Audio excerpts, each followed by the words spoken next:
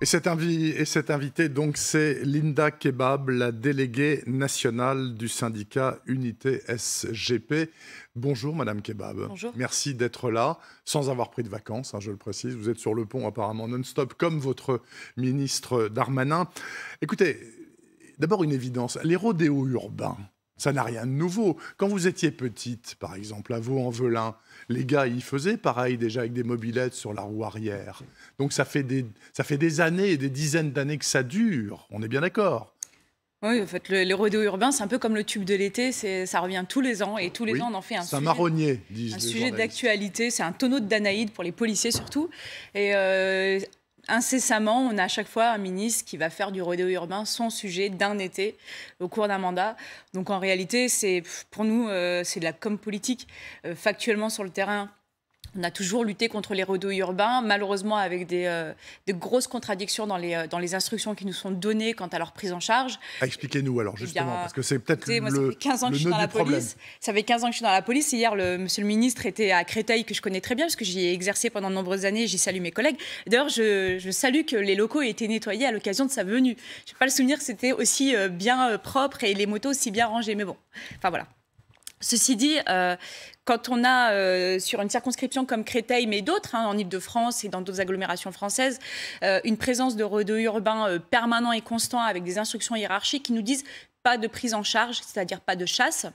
Pas de chasse. Pas de chasse. Ça veut bien dire qu'on ne lutte pas contre le rodéo urbain. Parce qu'il y a quelque chose dans le rodéo urbain, c'est narguer les policiers. C'est évidemment ce concours de testostérone, la vitesse, la recherche du danger. Mais il y a également aussi cette défiance à l'égard des agents de l'État que sont les policiers. Cette mise en danger permanente des usagers de la voie publique et souvent les piétons. Et moi qui ai travaillé sur Créteil, quand vous êtes sur une base de loisirs aussi grande que celle de Créteil, avec des familles qui pique-niquent, qui nous appellent avec des quads et des scooters qui s'amusent à prendre les personnes pour des quilles autour desquels ils slaloment, et qu'on ne nous dit pas de prise en charge parce qu'il faut prendre son patin administratif, et qu'on ne veut pas de soulèvement social au cas où il y a un accident, par exemple, de la part d'un uluberlu qui est sur son deux roues, eh bien, je suis désolée, mais ce n'est pas la lutte contre les rodéos urbains, parce que nous, on repart parce que l'instruction, elle est claire. Et les personnes, finalement, ont gagné un petit peu à ce jeu en se disant, au final, je reste sur place. Ce sont les honnêtes familles qui s'en vont, qui retirent leurs enfants. Et finalement, la lutte contre les rodéos urbains en France n'existe pas. Donc, Madame Kebab, vous dites que la loi de 2018, qui prévoit en tout cas sur le papier un renforcement des sanctions, etc., est dramatiquement incomplète, puisqu'elle ne vous autorise pas au flagrant délit et à courser les gars et éventuellement à les tamponner comme font vos collègues britanniques. Alors, vous souhaiteriez le faire, ça? Si elle a le mérite d'exister, cette loi de 2018, parce qu'avant, il y avait un véritable vide juridique, où autrefois, on jouait au chat et à la souris. Il n'y avait rien. Quand on nous permettait de le faire, ou bien quand on le faisait en cachette aussi, parfois. On essayait, nous aussi, de pouvoir piéger ces auteurs-là et de les interpeller, mais uniquement dans le cadre d'infractions contraventionnelles et non plus pas délictuelles jusqu'en 2018. Il y a déjà l'insuffisance de cette loi, notamment en matière de destruction des biens, parce qu'on ne commet pas de rodéo urbain si on n'a pas le bien. Notamment, on a vu pendant le reportage avec Monsieur le ministre des motocross qui ne sont pas homologués sur la voie publique. Ce qui se passe souvent, c'est que quand ces véhicules sont pris en charge par nous et qu'on les saisit, quand ils ne sont pas homologués, on arrive des fois à trouver des moyens pour les détruire. Oui. Mais quand ces véhicules sont homologués, notamment le fait du prêt par le copain, eh bien ces véhicules, la loi de 2018 dit qu'il faut que le propriétaire soit l'auteur de l'infraction, ou bien qu'il se soit rendu complice de cette infraction. Sauf que quand le même scooter se retrouve sur la voie publique entre les mains de délinquants différents, il est difficile de croire que le propriétaire de ce scooter ne soit pas au courant. Et donc peut-être qu'il faut durcir aussi en fait, la possibilité de saisir ces outils-là, premièrement. La deuxième, en fait, c'est sur la mise en application, c'est-à-dire qu'il y a cette loi de 2018, il y a la mise en application administrative, c'est-à-dire que si on arrive par le plus grand des bonheurs ou par un gros coup de chance à mettre la main sur une personne qui effectue ce rodéo urbain, c'est bien, mais sinon il n'y a pas de prise en charge. Donc en fait, c'est une loi qu'on nous interdit d'appliquer. Et puis derrière, je suis désolée, je continue, on voit beaucoup le ministre de l'Intérieur et le sujet de la police, mais le rodéo urbain, c'est pas qu'un problème policier, c'est un problème de justice. Oui. Et donc, où est M. Dupond-Moretti pour mettre en place une politique pénale dure à l'égard des auteurs des rodéos urbains et s'assurer qu'à chaque fois, le parquet les poursuive et qu'ils ne repartent pas avec de simples convocations dans 6 mois ou des tiges ou peut-être même pas de poursuite parce que, en fait, les avocats arrivent à trouver des vices de procédure monstrueux. Alors, enfin, de rien du tout, mais qui font des vices de de procédures monstrueuses. Et en réalité, où est finalement la politique pénale en matière de lutte contre les rodéos urbains? Elle est inexistante. Les tiges, les travaux d'intérêt généraux. Je vous en prie, Éric Decoutier. Madame Kebab, deux questions. Vous dites que vous, en fait, le problème des rodéos urbains, c'est pas un problème de moyens humains. C'est-à-dire que les effectifs, quand le ministre annonce déploiement d'effectifs supplémentaires, vous dites que le vrai sujet, c'est pas ça. Le vrai sujet, c'est la modification des textes pour que vous soyez plus efficace. Ça, c'est ma première question. Et la deuxième question, vous parlez d'Éric Dupond-Moretti, vous faites partie du syndicat Force ouvrière. Il y a un syndicat Force ouvrière chez les magistrats. Je connais bien Béatrice Brugère, quelqu'un d'important. Pourquoi est-ce qu'on ne les entend pas, vos collègues interrogez Madame Brugère, je suis certaine qu'elle vous dira exactement la même chose. Elle a une position très claire, très attachée aussi aux questions d'autorité, mais aussi très engagée dans la fameuse barque républicaine sécurité et justice. Et c'est certainement pas au sein de notre confédération que vous trouverez la moindre scission. Non, je dis, pourquoi est-ce qu'on ne les entend pas? Pourquoi est-ce qu'ils ne viennent pas aussi? Ils ne prennent pas la parole. Pas invité. On n'attend pas à ce que vous n'attendez pas à ce que vous soyez invité. Elle attend une politique pénale ferme à l'égard de toutes les personnes qui commettent non pas des incivilités, mais des délits, voire même des crimes quand ils touchent à des personnes et qui blessent gravement des personnes. Et elle vous dira la même chose que nous, qu'en effet, il n'y a pas d'instruction. Je vous rappelle juste que FO Magistrat, c'est le seul syndicat qui a amené Dupond-Moretti devant les hautes instances administratives pour le contraindre et le faire condamner. Oui. Donc j'ai envie de vous dire, c'est certainement pas une organisation syndicale qui regardera ses pieds au moment où vous lui poserez la question. Donc n'hésitez pas à l'inviter. Madame, le tamponnage, vous ne m'avez pas répondu. Est-ce que vous, votre syndicat, vous souhaitez pouvoir faire comme les Anglais font? Ça fonctionne, ça. Alors, il y a une prise de risque. Hein. Il y a une prise de risque. Hein. Alors, il y a une première chose, c'est que tout le monde parle du tamponnage sans trop savoir ce que c'est. Le tamponnage britannique, il est permis dans le cadre de certaines infractions. Ça a été notamment pour lutter contre les vols violents et les braquages. Donc, du coup, à ce moment-là, les policiers ont été autorisés à tamponner. Donc, il ne s'agit absolument pas, je parle du cas britannique, de tamponnage dans le cadre de rodéo urbain. Absolument pas. Première chose. Donc, du coup, finalement, on ne compare pas le comparable. La deuxième chose, c'est la protection juridique des policiers. Oui. Parce qu'on peut leur donner une autorisation administrative. Quand le ministre donne une instruction, c'est une autorisation administrative à travers les préfets, puis les directeurs de sécurité publique. Mais derrière, la justice, elle fera quoi?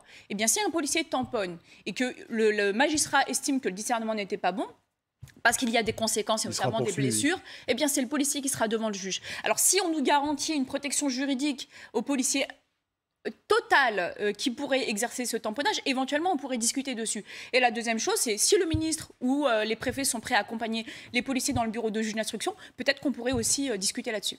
Mais ce n'est pas encore le cas. Madame Kebab, est-ce qu'il vous semble, au vu de l'action du ministre Darmanin, qu'il sort de son rôle, c'est-à-dire qu'il se prend de plus en plus pour le ministre de la Justice, finalement.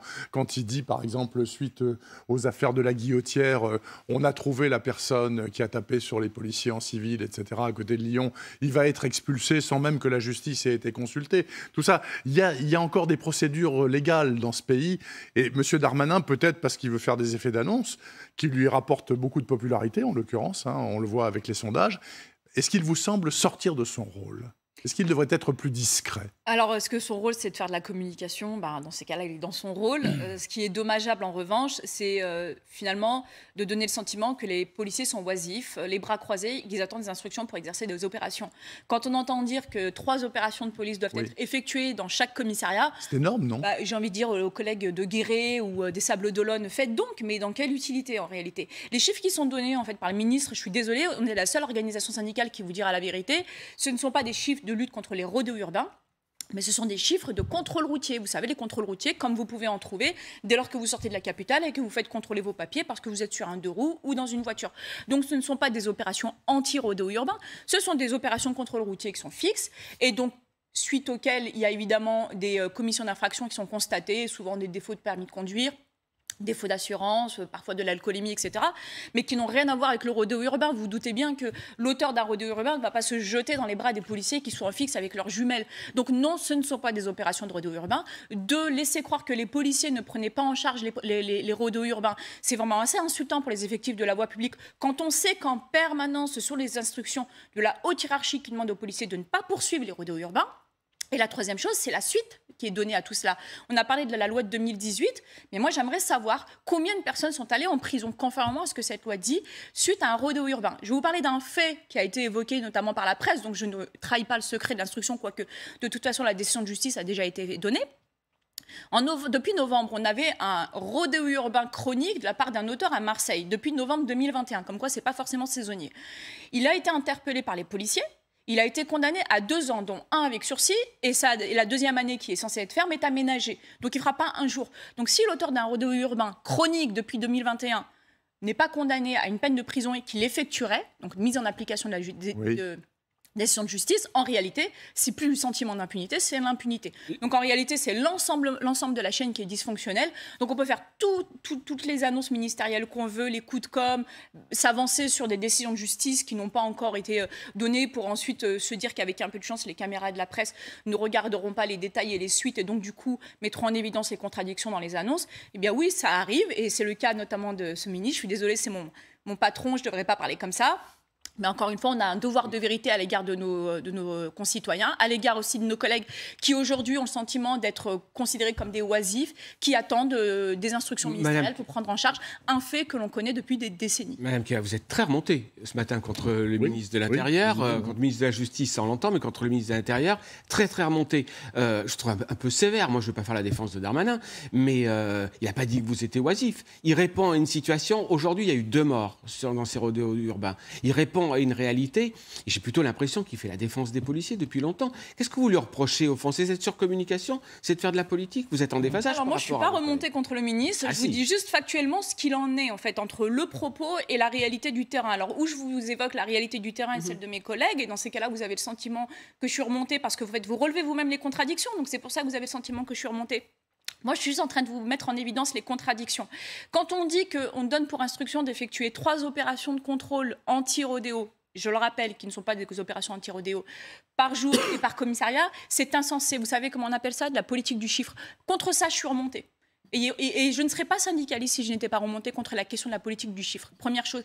La deuxième, c'est de donner le sentiment que les policiers ne faisaient rien. La troisième, qu'est-ce que vous croyez qu'il va se passer avec des policiers qui sont déjà surchargés et débordés? Eh bien, on fera un contrôle à 6 h du matin. Juste après la prise de service, quand finalement dehors, il n'y a que les honnêtes citoyens parce que les délinquants et les criminels sont en train de se remettre de leurs méfaits de la veille. Peut-être entre midi et 2, à défaut de pouvoir prendre leur pause repas qu'ils ne peuvent parfois pas prendre parce que justement il y a une surcharge de travail. Et puis éventuellement, tard le soir, si jamais il y a un petit créneau de libre. Pourquoi? Parce qu'il va falloir rendre compte sur des chiffres. Donc on enlève aussi la capacité de discernement, d'initiative et de capacité à juger sur la voie publique pour les policiers de l'utilité ou non de faire un contrôle. Donc contre ça, je suis remontée. Je ne suis pas remontée contre les personnes, je suis remontée contre les politiques insensées, les politiques de chiffres et les instructions contradictoires qui, oui, je suis désolée, donnent le sentiment que les collègues ne contrôlaient pas les rodéos urbains. J'ai une dernière question, Madame Kebab, pour vous, si vous le voulez bien. À la tête de l'IGPN, c'est-à-dire la police des polices, les bœufs carottes, comme on dit, ceux qui enquêtent sur les policiers qui auraient peut-être mal fait leur boulot, pour la première fois a été nommée une magistrate. Avant, c'était un policier, un haut policier. Alors, vu ce que vous semblez penser d'une partie de la magistrature qui ne fait pas vraiment son boulot, ça ne vous inquiète pas qu'il y ait une magistrate à la tête de l'IGPN? Elle va vous chercher des poux dans la tonsure de manière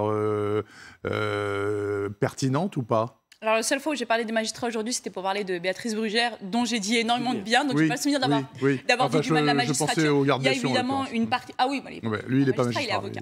C'est un libéral, ce n'est pas un agent de l'État. Première chose. Deuxième chose, concernant la magistrature, moi, j'ai rien contre eux. Il y a évidemment une frange de la magistrature qui, clairement, fait de l'entrisme au sein de la justice et qui ne s'en cache pas. Je veux dire, le syndicat de la magistrature ne se cache pas de ses velléités politiques et idéologiques. Donc factuellement, oui, ils viennent détruire en tout cas le format de justice qu'a mis en place et instauré notre République, particulièrement sur la Ve République. Bon, mettre une magistrate à la tête de l'IGPN, j'ai envie de vous dire, c'est cosmétique. Moi, il n'y a pas de problème. Alors c'est cas-là qu'on mette un policier à la tête d'une inspection de la justice. Qu'est-ce que ça va apporter? Ça va apporter qu'en réalité... Bon, elle est issue quand même du sérail de M. Darmanin, elle a travaillé en cabinet, donc ce n'est pas non plus une personne qu'on peut dire totalement sortie du chapeau. Oui. Première chose. Et la deuxième, c'est qu'elle n'aura pas les habilitations suffisantes pour pouvoir mettre son nez dans les procédures. Donc c'est finalement une présence administrative qui est très cosmétique. Moi, j'entends tout à fait mes collègues qui se sentent insultés parce qu'ils ont le sentiment d'être contrôlés au sein même de leur métier par quelqu'un d'extérieur, alors que toutes les autres instances, des journalistes aux magistrats, en passant par les avocats et les médecins, ne sont contrôlés que par leur pairs. Donc clairement, oui, c'est un message de défiance à l'égard des policiers qui est assez insultant. Et deux, j'ai envie de vous dire, c'est très cosmétique. Donc que les Français ne s'inquiètent pas. L'IGPN continuera à fonctionner comme elle fonctionnait depuis toujours.